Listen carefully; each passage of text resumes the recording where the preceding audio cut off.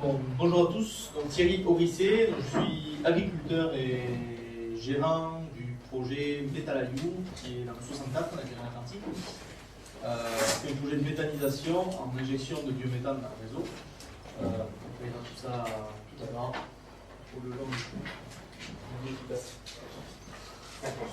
Alors, pourquoi le projet? Déjà, tout est parti d'une réflexion dans un groupe d'agriculteurs qui existait déjà, donc c'est le groupe de la CUMA locale, CUMA coopérative d'utilisation de matériel en commun, donc des agriculteurs qui travaillaient déjà ensemble et qui avaient envie en fait, d'extraire l'énergie assez phénoménale qu'il y a dans leurs déchets, dans les fumiers lisiers. Pour l'ordre de grandeur, dans un litre de lisier, on allume une ampoule comme celle-ci, elle doit faire 50% en 1 heure. C'est dans un litre, nous on en produit 15 tonnes. Voilà, donc un des prolongements de la réflexion aussi, c'est de faire réellement des contraintes environnementales un atout. Sur notre secteur, on a toujours été en pointe sur les mises aux normes, sur lesquelles on a été sur un programme précurseur je sais pas, des plans de bâtiments, je crois.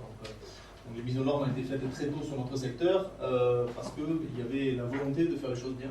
Du coup, on a même été déclassé des zones vulnérables au nitrate. Donc en fait, on a réussi à abaisser le taux de nitrate dans les ruisseaux très tôt et avec des résultats favorables.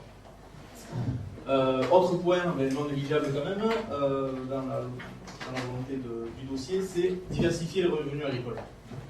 Et les revenus agricoles, pas simplement directs, donc du cash, mais le but premier de notre unité a été d'emblée de se payer le vendage, avoir des coûts d'exploitation en moins. Et aussi, en parallèle du dossier, pourquoi faire un projet collectif sans s'occuper de rétablir un lien avec la société. Donc, tout d'abord en faisant moins de nuisances, donc en supprimant quasiment toutes les nuisances d'odeur, comme l'a dit Joël, lors de l'épandage. Et donc, quelque chose qui s'est développé au fur et à mesure du développement de notre dossier, impliquer au maximum les citoyens dans le dossier.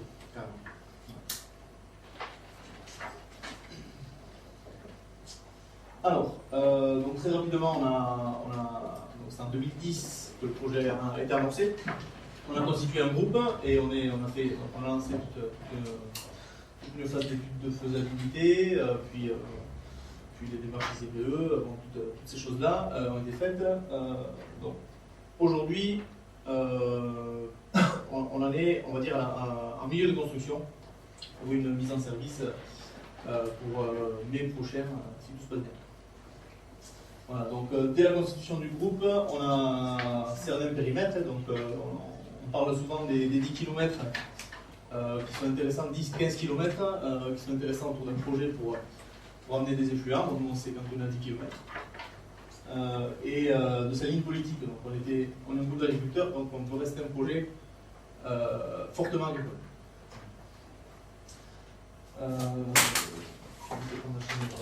Donc après l'étude de faisabilité, bon voilà, on a monté tout ça et on a monté une SARL ensemble pour financer le projet, auquel s'est greffé ensuite notamment Protection Partagée, qui est une structure de financement citoyen de projets d'énergie renouvelable. Donc, sur le parcours, en gros, en 2008, certains faisaient déjà des voyages.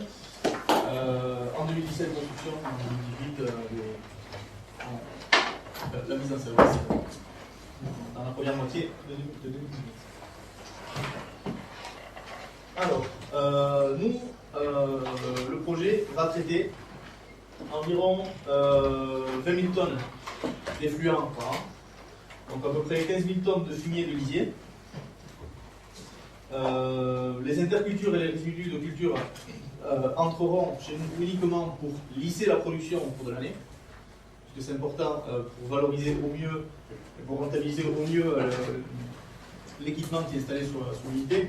il faut que la production soit lisse toute l'année. On a un tarif qui est indexé sur la production massive de l'année, donc autant avoir cette production.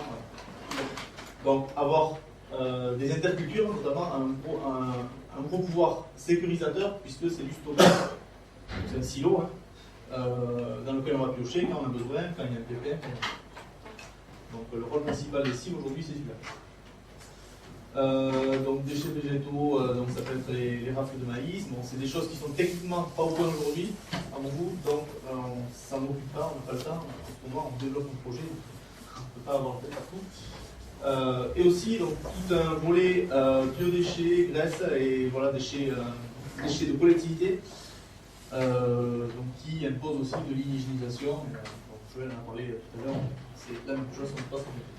Alors nous, en plus de cette ligne de traitement par méthanisation, on installe une chaudière biomasse, puisqu'on trouvait un petit peu bête de produire de l'énergie, de produire du biométhane, et d'en brûler quasiment 10% pour chauffer notre process. Donc en fait, ce qu'on fait, on installe une chaudière plaquette pour chauffer l'hygiénisation. Et donc ça permet de ne pas brûler de biométhane, qui est déjà cher, et qui en plus est une énergie noble et voilà, qui est consommable directement par le consommateur final. La plaquette que vous produisez vous-même. Plaquette qu'on produit nous-mêmes à partir de déchets d'élagage. Voilà, donc le tout passe en méthanisation, donc lorsque fermé, chauffé, rincé pendant une quarantaine de jours. Une soixantaine de jours avec la deuxième cuve. Ensuite, ce digestat passe dans une presse dans laquelle on va séparer la partie liquide de la partie solide, tout simplement parce que ces deux produits ont une finalité différente. Donc, le solide, en fait, c'est l'amendement du sol. C'est un compost, en fait. Et, il ne s'appelle pas comme ça, mais c'est un petit peu le même rôle. Et le liquide, c'est un engrais rapidement assimilable. Donc, par contre, à épandre sur des fenêtres de tir bien précises, comme il a dit, puisqu'il est meilleur mais plus compliqué à gérer. Voilà, donc, et de l'autre côté, autre produit, principal produit d'ailleurs, le biométhane, donc environ 100 m3 par heure de produit, ça représente 9 gigawattheures par an, TCS. Donc ce biométhane sera comprimé. Alors ce biogaz d'abord, donc on produit un biogaz à 60% de méthane, 40% d'impureté, donc on comprime ce gaz, on l'envoie dans une tour de lavage, dans de l'eau tout simplement, eau qui va solubiliser tous les éléments perturbateurs, donc tous les éléments qui ne permettent pas d'avoir la qualité suffisante pour le réseau de gaz naturel. Donc après passage dans ce tour de lavage, tout simplement les polluants, on peut dire, donc qui sont le CO2 et le soufre, sont solubilisés, donc sont sous forme liquide, et en haut de la tour, il y a tout simplement le biométhane qui est déjà sous pression, puisqu'il est à la pression où on l'a comprimé. Donc après séchage, ce gaz est à qualité du réseau, donc il est recomprimé pour atteindre la pression d'utilisation du réseau qui est à environ entre 45 et 80 bars, parce qu'on est sur un réseau de transport. Chez DGF, donc, qui est le réseau de transport, ce gaz est compté, odorisé, contrôlé, puis mélangé au reste du gaz de la canalisation. Nous, on vend du gaz et non pas de l'électricité. Donc les intrants, on en parle rapidement. Donc en tonnage, c'est les fumiers lisiers, donc qui sont les deux gros fromages à gauche qui représentent la grosse majorité du tonnage. Voilà. Le reste représentant très peu. Alors par contre, c'est vrai que par énergie, étant donné que les fumiers lisiers sont déjà des éléments en fait digérés, donc qui ont moins de potentiel méthanogène que quelque chose comme le déchet alimentaire, ces choses-là. Ou la culture intermédiaire. Donc en fait, quasiment un tiers de l'énergie est produite par autre chose que du fumier lisier.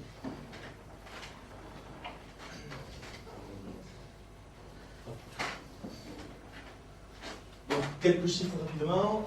Injection de 100 m3 de biométhane, donc ça correspond à peu près à Si vous comptez en électrique, c'est du 350, 400, ouais, voire un petit peu plus, mais kilowatts électriques, si on brûlait dans un moteur. Par an, environ 9000 gigawattheures, donc c'est la consommation entre 800 et 1500 foyers selon quel foyer on prend. Si c'est un bâtiment à basse consommation, voilà. Sur votre slide précédent, c'était marqué 100 foyers. Oui, C'est c'est de l'électricité en fait, c'est pas pareil. Alors moi je parle en chauffage, parce que nous on produit du gaz, le gaz ça sert au chauffage. Voilà, c'est marqué 100 foyers chauffés. Oui, C'est 1000 c'est mal. Oui. Et là, c'est 6 millions, 60 millions. C'est ça. Pas 60 millions, c'est donc, coût d'investissement, environ 6 millions d'euros avec les frais de financement, avec quelque chose qu'on s'est rajouté aussi en plus de la chaudière, on s'est rajouté un petit toit photovoltaïque en autoconsommation. Donc, et création sur le territoire de 3 emplois directs, sur un territoire qui, hormis les agriculteurs, emploie 2 personnes. On fait Les plus emplois que directs, c'est vraiment les emplois qui sont directement, c'est Voilà, hors les prestataires pour la maintenance, etc. Non, c'est les emplois directs, donc vraiment ceux qui vont travailler, être financés et être embauchés par l'unité pour le fonctionnement. Donc en emploi indirect, on double. Vous allez devenir le plus gros employeur du territoire. C'est pas compliqué. Donc, au niveau échange partenarial, bon, c'est des projets qui sont extrêmement vastes, qui touchent en fait tous les acteurs du territoire, vraiment tous les acteurs. En partant à droite, d'abord les collectivités, qui vont trouver un intérêt dans notre dossier puisqu'ils vont pouvoir traiter des déchets qui sont aujourd'hui très mal valorisés, des déchets verts et biodéchets, qui leur coûtent cher, donc la réduction de redevances est intéressante. J'ai peut-être oublié quelque chose là-dedans, c'est que on va produire donc, de la valeur ajoutée sur le territoire, donc de l'impôt. C'est vrai que je viens d'y dire, mais c'est pas notre but. Au niveau citoyen, alors déjà en local, si un projet est monté correctement, le projet doit amener moins de nuisances qu'aujourd'hui. Donc c'est quelque chose qui n'est pas assez communiqué justement avec les citoyens, mais un projet de méthanisation n'est pas fait pour faire plus de nuisances, mais faire moins de nuisances en produisant autant. Donc la création de valeur ajoutée, on en a parlé, d'emplois locaux, ben, c'est sûr que sur des villages de 160 habitants, 3 emplois en plus, c'est pas mal. Et de l'autre côté, alors on a poussé le bouchon jusqu'à la finance participative, donc on propose également aux citoyens de rentrer dans le projet, dans un ensemble de projets, puisqu'il y a un fonds d'investissement au milieu, mais on propose aux gens de participer à la vie du projet, à la vie économique et sociale. Niveau entreprise, donc les entreprises en local vont voir d'un très bon œil l'arrivée d'un traiteur de l'exutoire pour leurs déchets, ne serait-ce que pour les entreprises de délagage qui aujourd'hui faisaient rien de leur branche, les broyer et les jeter dans un fossé. Ça c'est pour cette filière-là. Ensuite pour la filière biodéchets, donc on n'a pas encore développé, puisqu'on en est encore qu'à 6 mois du démarrage. Forcément, les entreprises vont disposer sur le territoire d'un outil permettant d'être plus compétitifs, tout simplement, en traitant leurs déchets pour moins cher. Voilà. Et au niveau des agriculteurs, quand même, parce que c'est un projet agricole, les agriculteurs sont actionnaires à 60 et quelques %. Donc actionnaire majoritaire, donc forcément il y aura de la réattribution directe, c'est pas encore, c'est pour dans 6-7 ans, mais on espère bien toucher 10 dans un jour quand même. On a surtout des plus-values indirectes que seront la prise en charge de l'épandage, que seront toute la gestion administrative et les tracasseries qui vont avec pour le plan d'épandage, et quelque chose que je ne vais pas évoquer non plus, c'est une mutualisation des idées. Quand on se retrouve autour d'une table pour discuter de mutualisation, c'est sûr, mais pour discuter entre agriculteurs, mais on parle, on va dire, 2 heures du sujet du jour et 1 heure d'autres sujets. Donc à partir de notre groupe, on a lancé tout plein de petits sous-projets. Donc c'est un groupe d'échange super intéressant. Voilà, donc plein de bandages, je viens de parler. Sécurité sanitaire, donc je l'ai un petit peu évoqué parce que c'est vrai que nous aussi, on était dans la zone qui a été dépeuplée par la griffe palière. Le gisement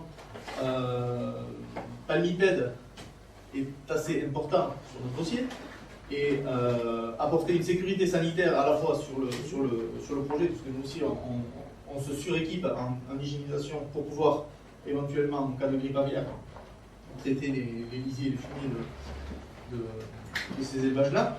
Ça peut être les canards, ça peut être aussi la tuberculose en bovin, ça peut être n'importe quoi. Aujourd'hui, l'hygiénisation apporte un gros plus au niveau sécurité sanitaire des élevages. Et la pérennisation qui va avec, par l'apport de valeur ajoutée et de sécurité.